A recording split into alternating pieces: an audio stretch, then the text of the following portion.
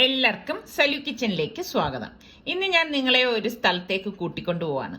അപ്പോൾ വ്യത്യസ്തമായിട്ടുള്ള ചില കാഴ്ചകളും വിശേഷങ്ങളും എൻ്റെ മനസ്സിനെ തട്ടി ഉണർത്തിയ കുറച്ച് നിമിഷങ്ങളും ഒക്കെ അടങ്ങിയതാണ് ഇന്നത്തെ വ്ളോഗ് എന്ന് പറയുന്നത്. അപ്പം നിങ്ങൾ സ്കിപ്പ് ചെയ്യാതെ എന്നെ കാണണം. അപ്പം നമുക്ക് ഇന്നത്തെ വ്ളോഗിലേക്ക് പോയാലോ?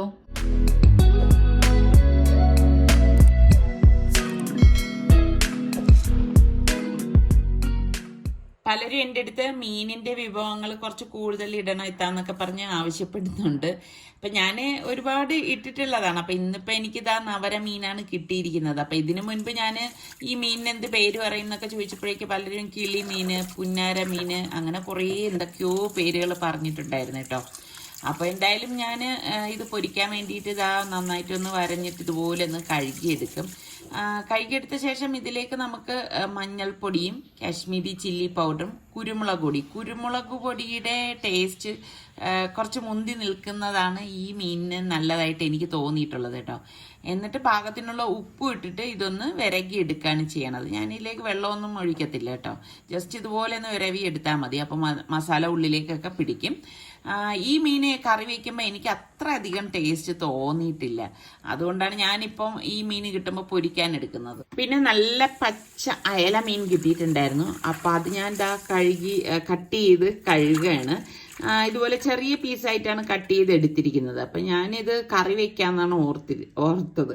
അപ്പം എപ്പോഴും ഞാൻ മുളക് അരച്ചിട്ടല്ലേ കറി വെക്കണത്. അപ്പം ഇന്നിപ്പോൾ ഞാൻ വിചാരിച്ച് തേങ്ങ അരച്ചിട്ട് കറി വെക്കാം. ഇതിപ്പോൾ എല്ലാം ഇപ്പോൾ ഞാൻ എടുക്കത്തില്ല. നമുക്ക് ആവശ്യത്തിന് മാത്രമേ ഞാൻ കറി വെക്കാൻ വേണ്ടി എടുക്കുന്നുള്ളൂ കേട്ടോ.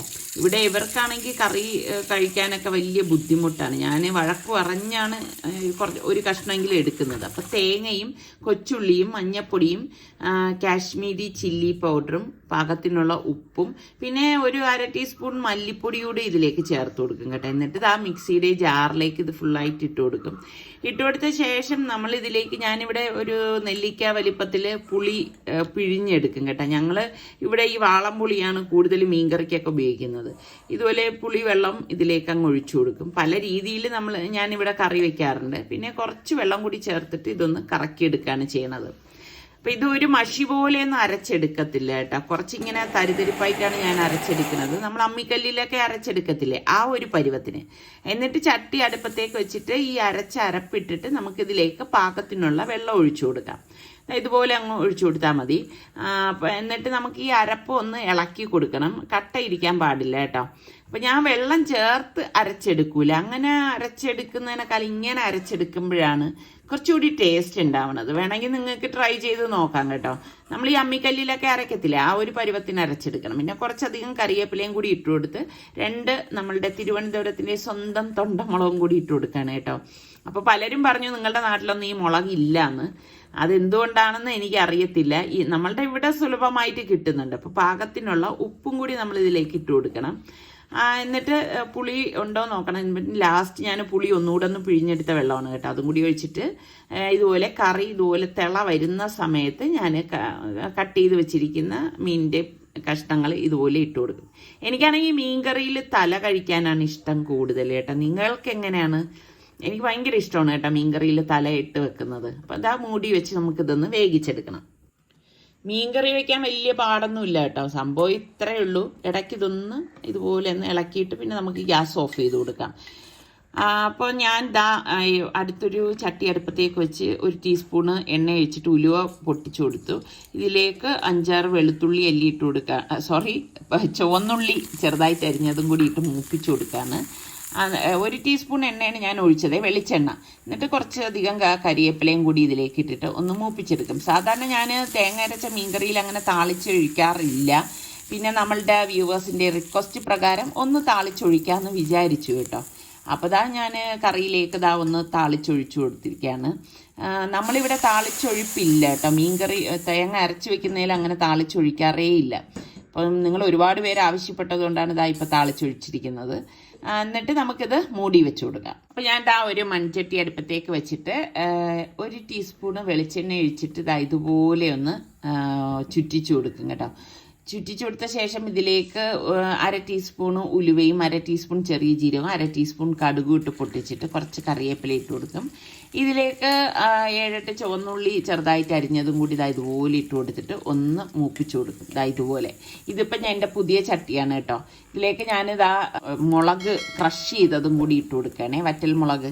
എന്നിട്ട് അതൊന്ന് പച്ചമണം മാറുന്ന വരെ ഒന്ന് വഴറ്റിയിട്ട് വട്ടത്തിലരിഞ്ഞ പാവയ്ക്ക് ഇതുപോലെ ഇട്ട് കൊടുക്കും. പാവയ്ക്കയുടെ നടുക്കുള്ളിലുള്ള കുരുവൊക്കെ ഞാൻ മാറ്റിയിട്ടുണ്ടായിരുന്നു. വട്ടത്തിലാണ് അരിഞ്ഞെടുത്തിരിക്കുന്നത്. എന്നിട്ട് ഇതുപോലെ ഒന്ന് ഇളക്കി കൊടുക്കും.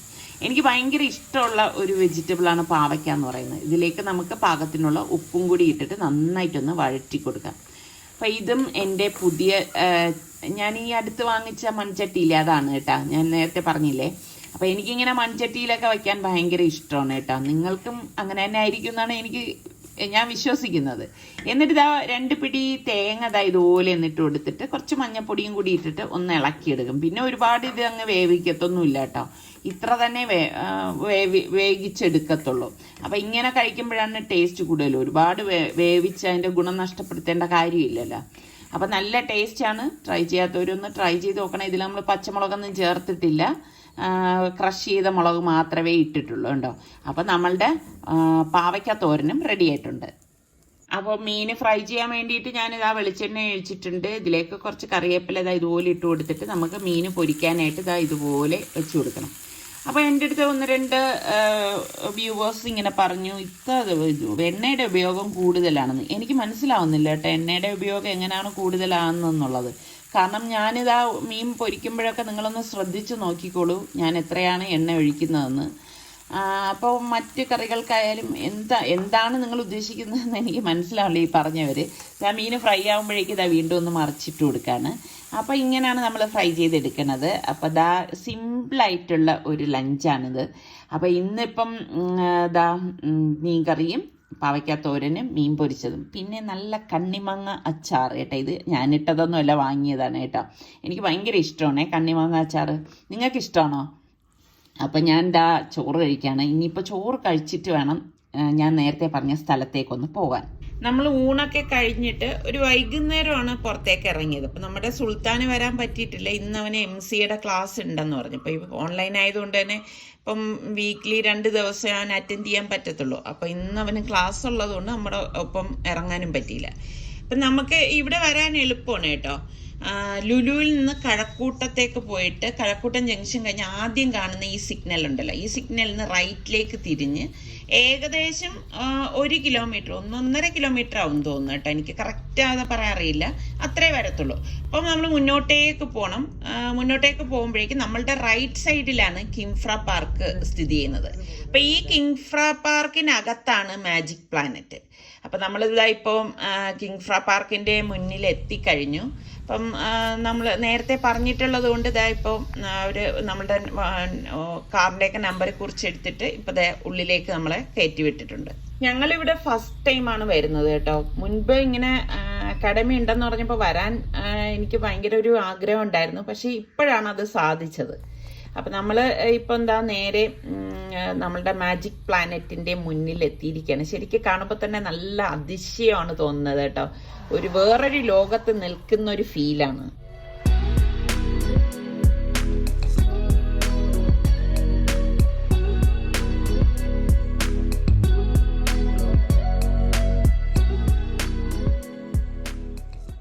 ഞങ്ങൾ ഉള്ളിലേക്ക് വന്നപ്പോഴേക്ക് ഇതിൻ്റെ മാനേജർ ജിനു ജോസഫ് വന്നു. അപ്പോൾ പുള്ളിക്കാരൻ കുറച്ച് നേരം നമ്മളായിട്ട് സംസാരിച്ചിട്ട് ശേഷം നമ്മളെ കൂട്ടിക്കൊണ്ട് പോവുകയാണ്.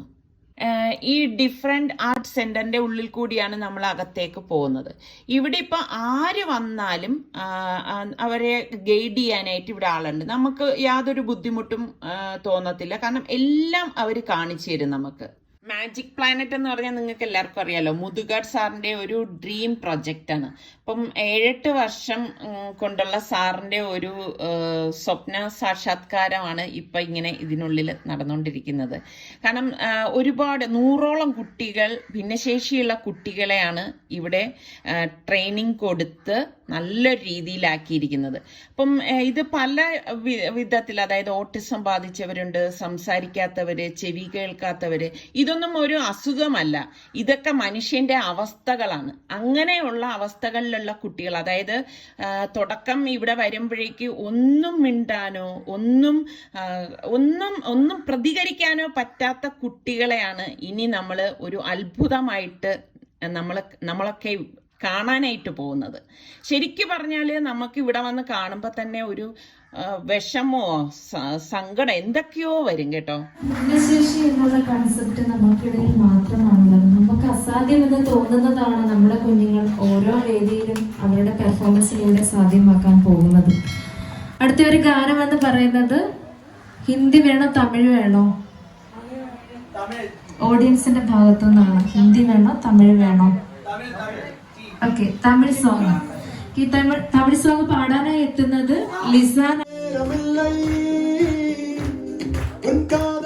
ഇവിടെ വരുന്ന ഓരോ കുട്ടികളെയും ശരിക്കും പറഞ്ഞാൽ അവരുടെ അഭിരുചികൾ തിരിച്ചറിഞ്ഞ് അവർക്ക് എന്താണ്, എല്ലാ കുട്ടികളിലും ടാലന്റഡ് ആയിട്ടുള്ള കുട്ടികളുണ്ട് അല്ലേ? അല്ലാതെ നമ്മളിങ്ങനെയുള്ള ഈ അവസ്ഥകളിലുള്ള കുട്ടികൾക്ക് ടാലന്റഡ് ഇല്ല എന്ന് വിചാരിക്കരുത്. പക്ഷെ അത് തിരിച്ചറിഞ്ഞ് അവർക്ക് അതിൻ്റെ ആ ഒരു കെയറിങ് കൊടുത്ത് ട്രെയിനിങ് ക്കുന്നതിനാണ് സാറിനെ നമ്മൾ സമ്മതിച്ചു കൊടുക്കേണ്ടത് കേട്ടോ.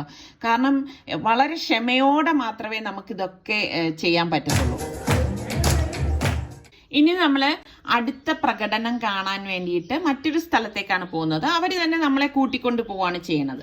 പിന്നെ നിങ്ങൾക്കറിയാലോ, സാറിപ്പം മാജിക് എല്ലാം നിർത്തിയിട്ട് ഇങ്ങനെയുള്ള കുട്ടികൾക്ക് വേണ്ടിയിട്ടാണ് പ്രവർത്തിക്കുന്നത്. ശരിക്കും അതൊരു അഭിമാനം തോന്നുന്ന നിമിഷങ്ങളാണ് കേട്ടോ. കാരണം എല്ലാവർക്കും സാധ്യമാകുന്ന കാര്യങ്ങളല്ല ഇത്. അതിന് ശരിക്കും പറഞ്ഞാൽ നല്ല മനസ്സ് തന്നെ വേണം. ഇത്രയും വലിയ പ്രശസ്തനായിട്ടുള്ള ഒരാളാണ് ഇതെല്ലാം നിർത്തി ഇങ്ങനെയുള്ള കുട്ടികൾക്ക് വേണ്ടിയിട്ട് ഇതുപോലെയുള്ളൊരു അക്കാഡമി ഉണ്ടാക്കി അതിൽ ആ കുട്ടികളുടെ സന്തോഷം കണ്ടെത്തുന്നത്. എല്ലാവരും ചേർന്ന് നമ്മൾ ഓഡിയൻസിന് വേണ്ടിയിട്ട് നല്ലൊരു അന്നന്ന് വരുന്ന ഓഡിയൻസ് കൊടുക്കുന്ന സപ്പോർട്ട് എന്ന് പറയുന്നത് ചെറുതല്ല, വളരെ വലുതാണ്.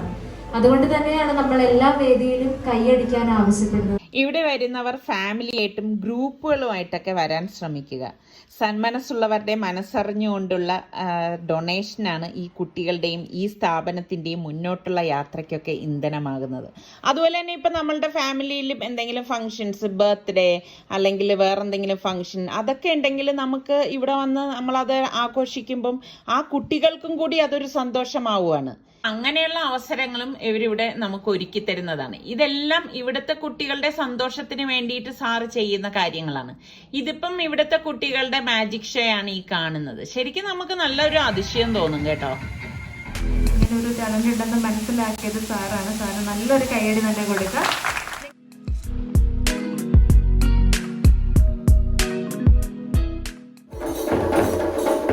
ഇവിടുത്തെ കുട്ടികളുടെ ഓരോ പ്രകടനവും അവരുടെ സന്തോഷവും ഒക്കെ കാണുമ്പോൾ തന്നെ നമ്മളുടെ മനസ്സ് നിറയും കേട്ടോ. ശരിക്കും സാറിനും ഇത് തന്നെ ആയിരുന്നു വേണ്ടത്. ഇങ്ങനത്തെ കുട്ടികളുടെ ആ ഒരു സന്തോഷം, എപ്പോഴും അവർ സന്തോഷമായിട്ടിരിക്കുക എന്നാണ് സാർ ആഗ്രഹിക്കുന്നതെന്നാണ് പറയുന്നത്. ഇവരുടെ അമ്മമാർക്ക് വേണ്ടിയിട്ട് കരിഷ്മ എന്ന് പറയുന്ന ഒരു സെക്ഷൻ തന്നെയുണ്ട്. അവരവർക്കറിയുന്ന കൈത്തൊഴിലുകൾ ചെയ്ത് വിറ്റ് കിട്ടുന്ന ലാഭം അവർക്ക് തന്നെ എടുക്കാൻ പറ്റുന്ന രീതിയിലാണ് സാറ് ഒരു സൊസൈറ്റി രൂപീകരിച്ചിരിക്കുന്നത്. ശരിക്കും നമുക്ക് ഇവിടെ വന്ന് ഇതൊക്കെ കാണുമ്പോൾ ഭയങ്കര അതിശയം തോന്നും കേട്ടോ. കാരണം ഈ ചിത്രങ്ങളൊക്കെ കണ്ടോ, ഇതെല്ലാം ഇവർ വരച്ച ചിത്രങ്ങളാണ്. ഇതിൽ കഴിവുള്ള കുട്ടികൾ വരച്ച ചിത്രങ്ങളാണ്. അപ്പോൾ നേരത്തെ പറഞ്ഞതുപോലെ ഇതൊരു അസുഖമല്ല, ഇതൊക്കെ ഒരു അവസ്ഥകളാണ്. അപ്പം ആ കുട്ടികളെ നല്ല രീതിയിൽ ട്രെയിൻ ചെയ്യിച്ചതിൻ്റെ ആ ഒരു റിസൾട്ടാണ് ഈ കാണുന്നത്. ഇവിടെ പ്രവേശനം സൗജന്യമാണ്. അപ്പം നമ്മൾ നേരത്തെ ഫോൺ ചെയ്ത് ബുക്ക് ചെയ്തിട്ട് വേണം വരാനുള്ളത്. അപ്പോൾ ഫോൺ നമ്പർ ഞാനിവിടെ പിൻഡ് കമൻ്റ് ആയിട്ട് ഇട്ടേക്കാം. ഇപ്പോഴത്തെ ഈ കോവിഡ് പ്രോട്ടോക്കോളൊക്കെ ഉള്ളത് കൊണ്ടാണ് നേരത്തെ ബുക്ക് ചെയ്തിട്ട് വരണം എന്ന് പറയുന്നത്. കാണാനൊക്കെ നല്ല രസമുണ്ട് കേട്ടോ. ഓരോന്നും ഇങ്ങനെ ചെയ്തു വെച്ചിരിക്കുന്ന കാണുമ്പോൾ നമുക്ക് തന്നെ ശരിക്കും പറഞ്ഞ ഒരു അത്ഭുതം തോന്നും. അപ്പം ഇനിയിപ്പം നമ്മൾ കാണാൻ പോകുന്നത് ഒരു സ്ട്രീറ്റ് മാജിക്കാണ്. മാജിക്ക് തന്നെ ഒരുപാട് വിഭാഗമുണ്ട് അല്ലേ. അപ്പം സ്ട്രീറ്റ് മാജിക്കൊക്കെ ശരിക്കും പറഞ്ഞാൽ ഇപ്പം നമ്മൾക്ക് അധികം കാണാനൊന്നും സാധിക്കാത്ത ഒന്നാണ്. പക്ഷെ ഇവിടെ വന്നു കഴിഞ്ഞാൽ നമുക്ക് ഇതൊക്കെ കാണാൻ സാധിക്കും.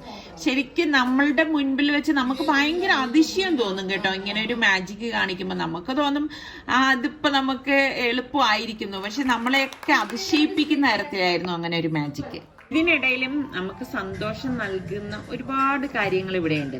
മാജിക്ക്, അതുപോലെ തന്നെ സർക്കസ്. ഇപ്പൊ നമ്മൾ വന്നിരിക്കുന്നത് സർക്കസ് കൂടാരത്തിലേക്കാണ്. സാധാരണ നമ്മുടെ നാട്ടിലൊക്കെ ആണെങ്കിൽ ഒരു പർട്ടിക്കുലർ ടൈമിലാണ് ഇതൊക്കെ ഉണ്ടാവുന്നത് അല്ലേ, സർക്കസ് അങ്ങനെയൊക്കെ.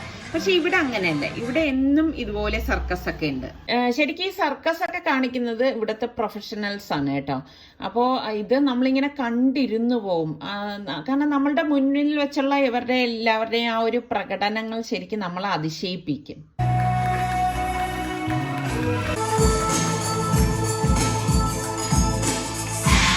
ഇത് ഇവിടുത്തെ കുട്ടികളുടെ മാജിക്കാണ് കേട്ടോ. ശരിക്കും പറഞ്ഞാൽ നമുക്ക് വളരെ അതിശയം തോന്നും. കാരണം ഇങ്ങനത്തെ കുട്ടികൾ ഈ ഒരു രീതിയിൽ പെർഫോം ചെയ്യുന്നുവെങ്കിൽ അവരെ അത്രത്തോളം ട്രെയിനിങ് കൊടുത്ത സാറന്മാരെയാണ് നമ്മളിതിൽ അഭിനന്ദിക്കേണ്ടത്. നമുക്ക് അവർക്ക് വേണ്ടതെന്ന് പറഞ്ഞാൽ നമ്മളെ പോലുള്ളവർ ഇവിടെ വന്ന് അവരെ പ്രോത്സാഹിപ്പിക്കുക. കയ്യടികളാണ് അവർ മനസ്സിലാക്കുന്നത്, ആ ഒരു സന്തോഷം നമ്മൾ പ്രകടിപ്പിക്കുന്നതായിട്ട്. ശരിക്ക് നമ്മളുടെ ആ ഓരോ കയ്യടിയും അവരുടെ മനസ്സിനെ വല്ലാതെ അങ്ങ് സന്തോഷിപ്പിക്കുക. എല്ലാവരും എൻജോയ് ചെയ്യുന്നുണ്ടല്ലോ അല്ലേ? എൻജോയ് ചെയ്യുന്നു എന്നതിനപ്പുറം നമ്മുടെ കുഞ്ഞുങ്ങളൊക്കെ ഒരുപാട് പാഠം പഠിക്കുന്നു. അവരുടെ ജീവിതത്തിൽ അവർ അറിഞ്ഞിരിക്കേണ്ട ഇത്തരത്തിലുള്ള ഒരുപാട് കുട്ടികൾ നമ്മുടെ സമൂഹത്തിലുണ്ട് എന്നറിഞ്ഞിരിക്കേണ്ട മഹത്തായ പാഠമാണ് നിങ്ങൾ പഠിപ്പിച്ചുകൊണ്ടിരിക്കുന്നത് മാതാപിതാക്കൾ. പിന്നെ നമുക്ക് കുറച്ചു നേരം സാറുമായിട്ട് സംസാരിക്കാനുള്ള അവസരം കിട്ടി. ശരിക്കും പറഞ്ഞാൽ സാറ് ഈ ഒരു മേഖലയിലേക്ക് വന്നതും അവരിലുണ്ടായിരുന്ന ഓരോ മാറ്റങ്ങളും അതിനെക്കുറിച്ചൊക്കെ ആണ് സാർ സംസാരിച്ചത്. അപ്പൊ സാറിന്റെ ഒരു ലക്ഷ്യം എന്ന് പറഞ്ഞാൽ തന്നെ ഈ കുട്ടികളുടെ അമ്മമാർ, ഇങ്ങനെയുള്ള കുട്ടികളുടെ അമ്മമാരുടെ ആ സങ്കടപ്പെടുത്തുന്ന അവസ്ഥയുണ്ടല്ലോ, അപ്പൊ അത് ആ കുട്ടികളെ അതിൽ നിന്ന് മാറ്റി ഇങ്ങനെയുള്ള കുട്ടികൾക്ക് ട്രെയിനിങ് ചെയ്ത് അവരെ സ്വന്തം കാലിൽ നിൽക്കുന്ന ഒരു അവസ്ഥയിലേക്ക് കൊണ്ടുവരിക. അങ്ങനെ തന്നെയാണ് ഇപ്പോൾ ഇവിടുത്തെ ഓരോ കുട്ടികളും അവിടെ ഏണിംഗ് മെമ്പേഴ്സ് ആണ് കേട്ടോ. അവിടെ ജോലി ചെയ്ത് പൈസ ഉണ്ടാക്കുന്ന കുട്ടികളാണ്. അതിൽ സാർ വളരെയധികം അഭിമാനത്തോടു കൂടിയാണ് സാർ അത് പറയുന്നത്. കുറച്ചു നേരമേ സാറിൻ്റെ അടുത്ത് സംസാരിക്കാൻ കിട്ടിയുള്ളൂ എങ്കിലും ശരിക്കും പറഞ്ഞാൽ മനസ്സ് നിറഞ്ഞ നിമിഷങ്ങളായിരുന്നു കേട്ടോ. ഇതുപോലെയുള്ള മനസ്സിന് ഉടമകളെ നമുക്ക് അധികം ഒന്നും കാണാൻ സാധിക്കത്തില്ല. കാരണം ഇതിനൊക്കെ വലിയ വലിയ മനസ്സുള്ളവർക്ക് മാത്രമേ ഇങ്ങനെയുള്ള കുട്ടികൾക്ക് വേണ്ടിയിട്ട് പ്രവർത്തിക്കാനും ചിന്തിക്കാനും ഒക്കെ കഴിയത്തുള്ളൂ. അപ്പൊ സാറ് പറഞ്ഞു ഇവിടെ 2 ഷോ കൂടിയുണ്ട്, അതും കൂടി കണ്ടിട്ടേ പോകാവൂന്ന്. അങ്ങനെ ഞങ്ങളിപ്പോ ഒരു ഷോ ഡ്രാമ അത് കാണാനായിട്ട് വന്നിരിക്കുകയാണ്. അത് ശരിക്കും പറഞ്ഞാൽ നമ്മൾ ഈ വീഡിയോയിലൊന്നും കാണിച്ചാലൊന്നും ആവത്തില്ല കേട്ടോ. അത് ഇവിടെ വന്ന് നേരിട്ട് തന്നെ നിങ്ങളൊന്ന് കണ്ടു നോക്കണം.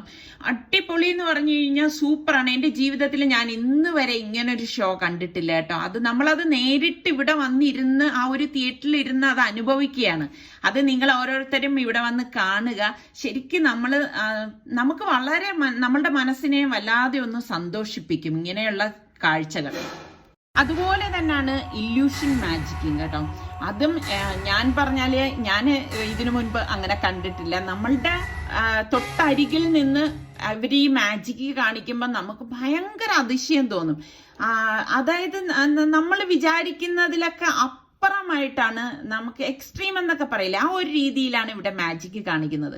നമ്മൾ അതിലങ്ങ് ശരിക്കും പറഞ്ഞാൽ അങ്ങ് മുഴുകിപ്പോയി. എന്താണ് പറയേണ്ട വാക്കുകളെന്നൊന്നും എനിക്കറിയത്തില്ല. നിങ്ങൾ ഓരോരുത്തരും വളരെ അടുത്തല്ലേ, നമ്മളുടെ തിരുവനന്തപുരത്തിന്റെ വളരെ അടുത്താണ് ഈ മാജിക് പ്ലാനറ്റ് ഉള്ളത്. അപ്പൊ ഇവിടെ നിങ്ങൾ ഓരോരുത്തരും വന്ന് ഈ കുട്ടികളെ കണ്ട്, ഇതൊക്കെ നമ്മളെ പ്രൊഫഷണൽസ് ആണ് കേട്ടോ ചെയ്യുന്നത്. അപ്പോൾ നമ്മളുടെ കുട്ടികളെയൊക്കെ വന്ന് കണ്ട് പ്രോത്സാഹിപ്പിക്കുക. നമ്മളുടെ ഓരോ കൈയടിക്കും വേണ്ടി അവർ കാത്തിരിക്കുന്നുണ്ട്. അപ്പൊ ഇന്നത്തെ ഈ വീഡിയോ നിങ്ങൾക്ക് എല്ലാവർക്കും ഇഷ്ടമായെന്ന് വിശ്വസിക്കുന്നു. അപ്പൊ ഞാൻ വീണ്ടും പറയാണ്, നമ്മളുടെ ലുലു മാൾ കാണാൻ വരുന്നവര് തിരുവനന്തപുരത്ത് കേട്ടോ, തീർച്ചയായിട്ടും മാജിക് പ്ലാനറ്റ് ഒന്ന് വിസിറ്റ് ചെയ്യണം. അവിടത്തെ കുട്ടികളെ ഒന്ന് സന്തോഷിപ്പിക്കുക. നമ്മളുടെ ഓരോ വരവും കാത്ത് അവരിരിപ്പുണ്ട്.